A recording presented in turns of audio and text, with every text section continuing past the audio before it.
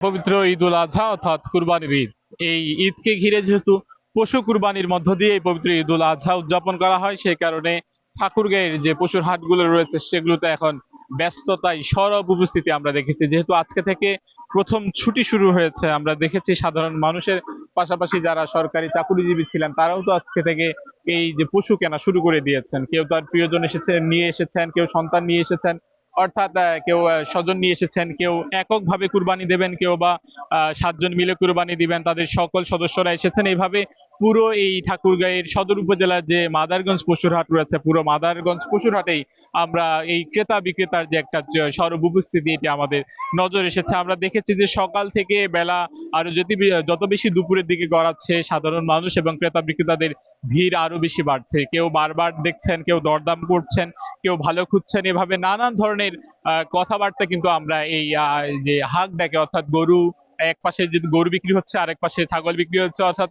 এই পশুর হাটে অর্থাৎ গরু এবং ছাগলের যে হাক ডাকে একদম মুখর পরিবেশ হয়ে উঠেছে। এবং বিশেষ করে সব জায়গায় আমরা শুনতে পাচ্ছি যে মামা দাম কত, কত রাখবেন, কত দেবেন, এই দাম কত, দাম কত শব্দে কিন্তু পুরো হাট এক ধরনের যে অনবদ্য সুর এবং মুখরিত হয়ে উঠেছে যে দাম কত, তার পশুর দাম কত রয়েছে।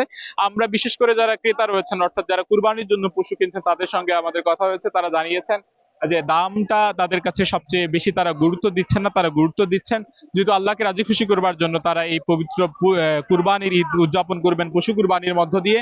তারা একটি মানসম্মত এবং কুরবানি উপযোগী পশু তারা খুঁজছেন, যেটির মধ্য দিয়ে তারা আগামী 28শে মে বৃহস্পতিবার যে কুরবানির ঈদ তারা কুরবানিটা দেবেন। এবং বিশেষ করে যারা বিক্রেতারা রয়েছেন তাদের অনেক সঙ্গে আমাদের কথা হয়েছে। এখানে দু ধরনের বিক্রেতা আমরা দেখেছি। একদিক দিয়ে যেমনি ভাবে প্রকৃত যারা খামারি রয়েছেন তারা বিক্রি করছেন, অন্যদিক দিয়ে যারা কেনা বেচার সঙ্গে জড়িত রয়েছেন তারা বিক্রি করছেন। অর্থাৎ কেনা বেচা যারা যারা জড়িত রয়েছেন তারা এক দামে কিনেছেন, তারা বাড়তি কিছুটা লাভে তারা বিক্রয় করতে চান। অন্যদিক দিয়ে যারা খামারিরা যারা প্রকৃত খামারি যারা এখানে বিক্রি করবার জন্য এসেছেন, তারা আমাদেরকে জানিয়েছেন যেহেতু তারা বাড়িতে এই গবাদি পশুগুলো লালন পালন করেছে, তাদের বাড়তি খরচ হয়েছে, এই খরচের তুলনায় তারা কিছুটা লাভ তো চানই। এবং তারা মনে করছেন যে তারা যদি এই লাভটা করতে পারেন তাহলে পরবর্তীতে তারা আরো বেশি খামার ব্যবস্থাপনা তৈরি করতে পারবেন এবং খামারে তারা লালন পালন করতে পারবেন।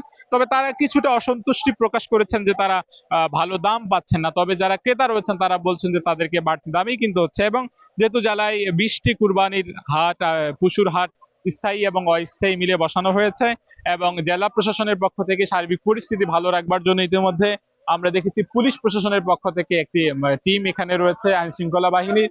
এছাড়াও জাল নোট শনাক্ত করবার জন্য এখানে একটি ব্যবস্থা রয়েছে, ব্যাংকের কিছু কর্মকর্তা রয়েছে, এবং জেলা প্রাণী সম্পদ অফিসের পক্ষ থেকে এখানে ভেটেনারি কর্মকর্তা রাখা হয়েছে যাতে করে কেউ যে অসুস্থ পশু যাতে করে কেউ কেনাবেচা না করতে পারে। এছাড়াও ইজারাদার যারা রয়েছেন তাদের পক্ষ থেকেও আমরা দেখেছি যে বারবার তদারকি করা হচ্ছে। সব মিলিয়ে যেহেতু কুরবানির ঈদ পশু কুরবানির মধ্য দিয়ে হবে, সকলের প্রত্যাশা যে শুধুমাত্র পশু কুরবানি নয় বরং মনের পশুত্ব কুরবানির মধ্য দিয়ে আসন্ন যে পবিত্র ঈদ উল আজহা, এই ঈদ উল আজহার কুরবানির ঈদ এই সাধারণ মানুষ এবং মুসলিম উম্মাহ উদযাপন করতে চায়।